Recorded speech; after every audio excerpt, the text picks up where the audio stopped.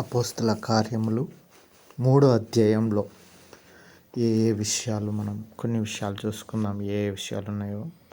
అయితే పగలు 3 గంటలప్పుడు పేతురు, యోహాను గారు దేవాలయానికి వెళ్తున్నారు. ప్రార్థన కోసం వెళ్తూ ఉంటే అక్కడ ఒక మనుషుడు ఉన్నాడు. ఆ మనిషిని ఎప్పుడు ఎత్తుకొని వస్తూ ఉన్నారంట. కుంటివాడు, పుట్టుక నుంచి కుంటివాడు. శృంగారమును దేవాలయం ద్వారం దగ్గర అతన్ని ఉంచుతూ ఉన్నారనమాట అడుక్కోవడానికి. ఎందుకంటే పుట్టినప్పటి నుంచి కుంటోడు కాబట్టి దేవాలయంలో కూడా వెళ్ళని వాడు. ఆయన ఏం చేసినాడంటే పేతురు, యోహానులు పోతుంటే చూసినాడు. చూసి ఏం చేసినాడంటే వాళ్ళ దగ్గర ఏమన్నా దొరుకుతుందేమో అన్నట్టు ఆశించి చూసినాడు అనమాట. బిచ్చగాళ్ళు ఎవరైనా ఉంటే వాళ్ళ మొఖాలు చూస్తూ ఉంటారు. మొఖాలు చూసుకుంటే చెయ్యి ఊపుతూ ఉంటారు, లేకుంటే అడుగుతూ ఉంటారు. అలాంటివి సిచ్యువేషన్లో ఈయన ఉన్నాడేమో మరి. చూస్తూ ఉంటే వీళ్ళు ఏమన్నారంటే, యోహాను, పేతురు గారు ఏమన్నారంటే, మా దగ్గర అయితే వెండి బంగారములు లేవయ్యా నీకు ఇవ్వడానికి. అయితే మాకు కలిగి ఉన్నదేదో మేము నీకు ఇచ్చేదము అని వీళ్ళు ఏం చేసినారంటే వాని కుడి చేయిని పట్టుకొని లేవనెత్తినారు. లేవనెత్తగానే వాని పాదములు చీలమండలములు బలం పొందినాయంట. దిగ్గున లేచి నిలిచి నడిచెను. వాడు గంతులు వేసుకుంటే దేవాలయంలోకి వెళ్ళిపోయాడు. కొన్నిసార్లు దేవాలయంలోకి వీళ్ళని రానియరేమో కుంటివారిని. అంటే అప్పటి కాలంలో కొన్ని పాపి అయిన మనుష్యుడు అని అట్లాంటి వ్యక్తి అయితేనే ఇంకా దేవాలయంలోకి బలి అర్పించడానికి కూడా కొన్నిటిని కుంటివి కానీ గుడ్డివి కానీ ఎన్నిక లేదనమాట.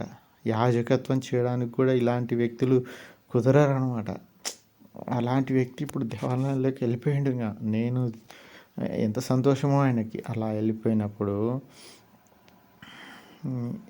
ఇది ఎవరు చేసినారు? పేతురు, యోహానులు చేసినారు. ఎక్కడ కూర్చున్న ఈ విషయాన్ని చూసినారు అందరూ.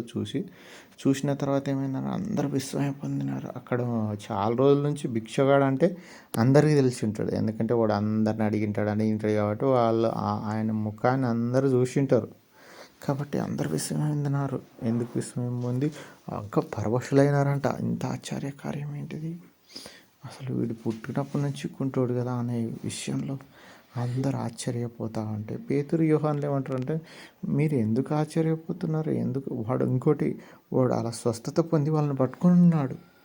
గంతులు వేసిన తర్వాత పేతురు, యోహాను పట్టుకొని ఉంటే ఆయన, మీరు ఆశ్చర్యపడకూడదు, ఇది మా సొంత చేతనో లేకపోతే మా భక్తి చేతనో కాదయ్యా, ఇది మన దేవుడైన యెహోవా చేతనే, ఆయన యేసుక్రీస్తు ద్వారానే, ఈ యేసుక్రీస్తు నామంలోనే ఇది జరిగింది అని వీళ్ళు సాక్ష్యం ఇస్తూ ఉన్నాడు.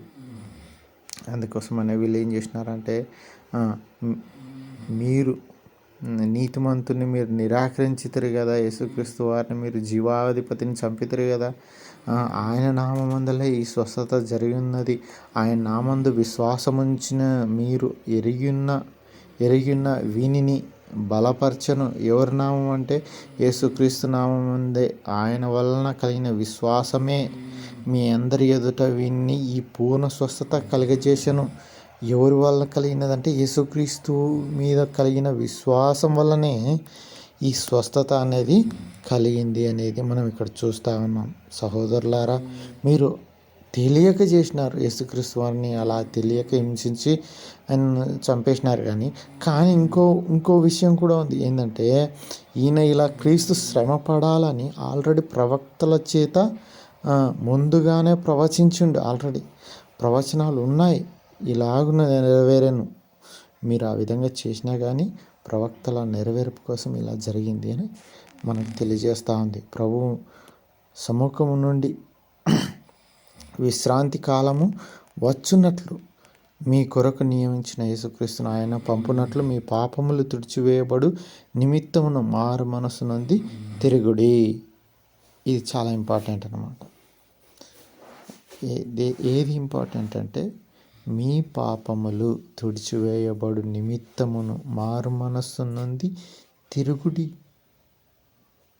పాపాలు తుడిచివేయబడతాయి ఎవరి దగ్గరకు వస్తే? యేసుక్రీస్తు వారి దగ్గరకు వస్తాయి. అన్నిటికి కూడా కుదురుబాటు కాలం వస్తుంది అని కూడా వీళ్ళు చెప్పి ఉన్నారనమాట. మోషే కూడా ప్రవచించినాడు కదా, నా వంటి ప్రవక్త మీలో పుట్టునని. మీరు ఆయన మాటలు విన్న మీరు నశిస్తారని అని కూడా సర్వనాశనమగుదురని కూడా చెప్పాడు కదా. ఇంకోటి సమూయేలు మొదలుకొని చాలామంది ప్రవక్తలు కూడా ప్రవచించి ఉన్నారు. ఈ విషయాన్ని మనం ఈ విషయాలన్నింటినీ చూసుకుంటా ఉంటే దేవుడు తన సేవకును పుట్టించి మీలో ప్రతి వాని దుష్టత్వం నుండి మళ్లించుట వలన మిమ్మల్ని ఆస్వాదించుటకు ఆయనను మీ ఎదుటకు పంపెను.